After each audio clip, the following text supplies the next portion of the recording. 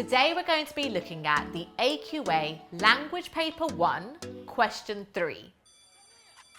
Now, if you missed my lesson on the overview of Language Paper 1 and how to answer Question 1 and Question 2, I think it's a good time to go back, check that video out, and then come back to this lesson.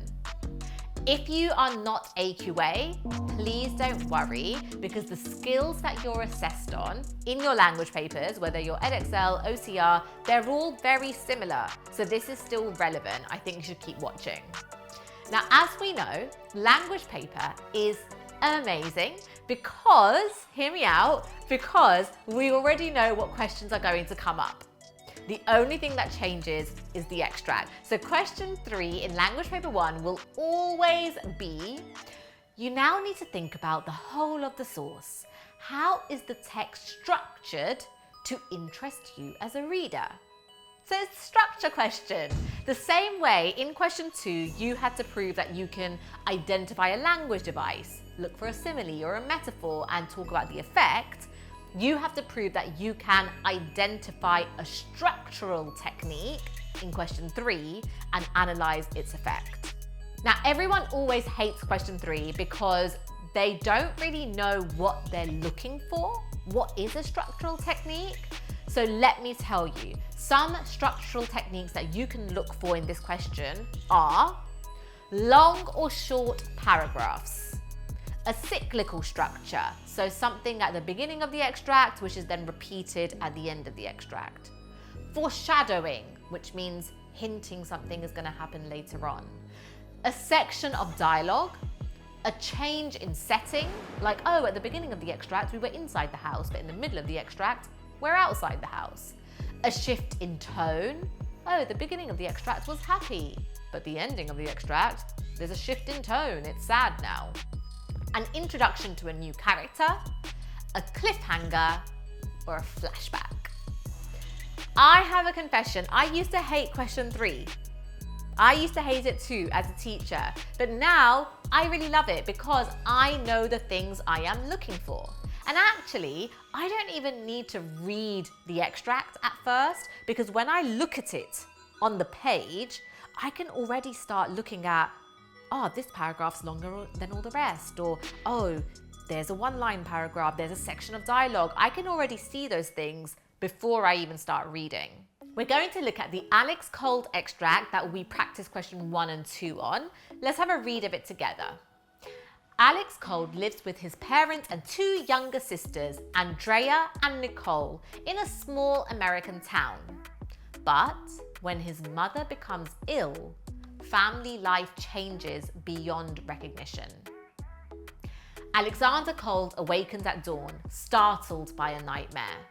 He had been dreaming that an enormous black bird had crashed against the window with a clatter of shattered glass, flown into the house and carried off his mother. In the dream, he had watched helplessly as it clasped her clothing in its yellow claws, flew out the same broken window and disappeared into a sky heavy with dark clouds. What had awakened him was the noise from the storm, wind lashing the trees, rain on the rooftop and thunder. He pictured the roaring Pacific Ocean a few blocks from his house, spilling in furious waves against the rocks. He lay listening to the storm and thinking about the blackbird and about his mother, waiting for the pounding in his chest to die down. At breakfast, Alex was not in the mood to applaud his father's efforts at making pancakes. "When's Mama going to get better?" Nicole asked, trying to spare a rubbery pancake with her fork. "You two are just kids. You don't know what you're talking about," Alex exclaimed. Alex was angry with his father, his sisters, life in general, even with his mother for getting sick. He rushed out of the kitchen, ready to leave without breakfast.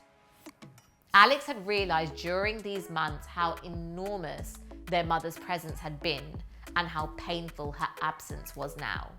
He missed her easy laughter and her affection, even her discipline.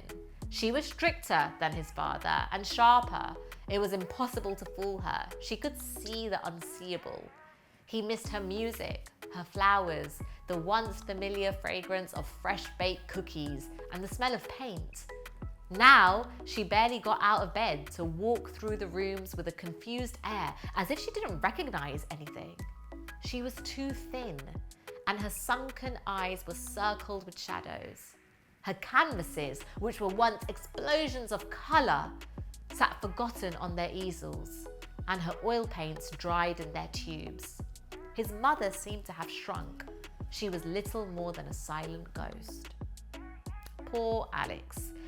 Right, this question is 8 marks. So remember, according to our 1 minute per mark rule, I only have a maximum of like 10 minutes. And in those 10 minutes, I'm going to write 3 paragraphs. But don't worry, because they're not going to be very long. I need a paragraph about the beginning of the extract, one about the middle, and one about the end.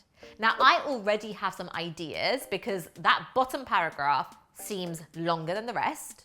And I can see a section of dialogue near the middle. So that's 2 things I can already talk about.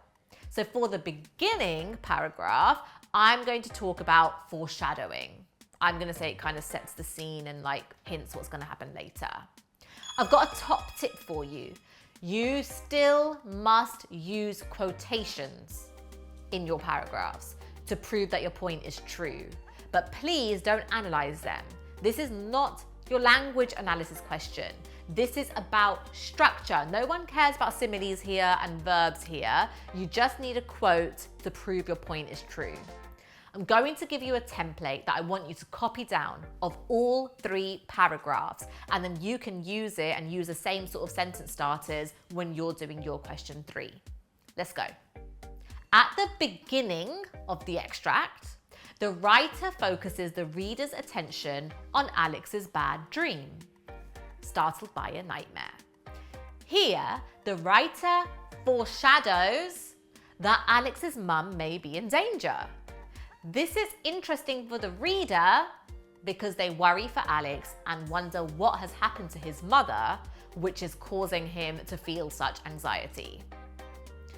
In the middle of the extract, the writer shifts the reader's attention to Alex's relationship with his family. You don't know what you're talking about. Here, the section of dialogue reveals Alex's refusal to share his emotions with his sisters.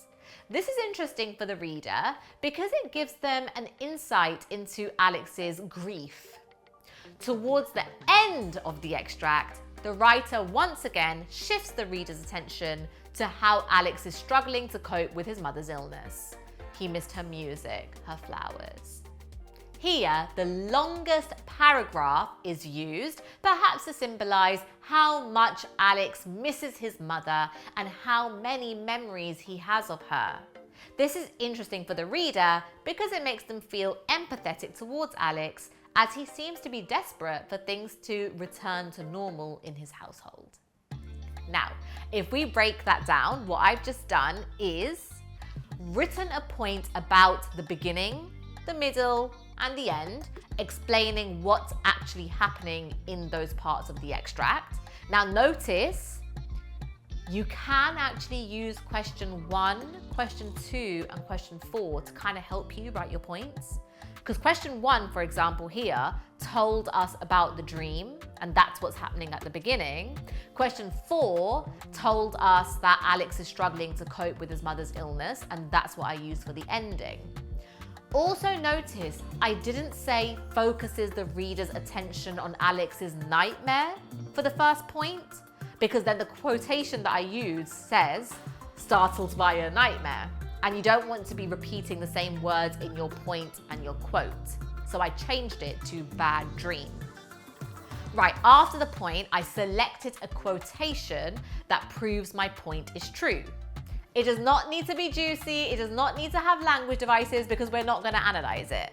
It's literally there just to prove that your point isn't a lie. Then we have identified a structural device, that list that I gave you, in the same way you would spot a language device. We then explain the effect of that structural device. And then we explain why this is interesting for the reader. What does it make them question or think or feel? And that's it. That's Language Paper 1, Question 3. That's how to analyse structure in your language paper. I hope you found that helpful. I hope you made lots of notes and Question 3 seems a little bit less scary. If you found the video helpful, give it a like and don't forget to check out the rest of the videos in this series.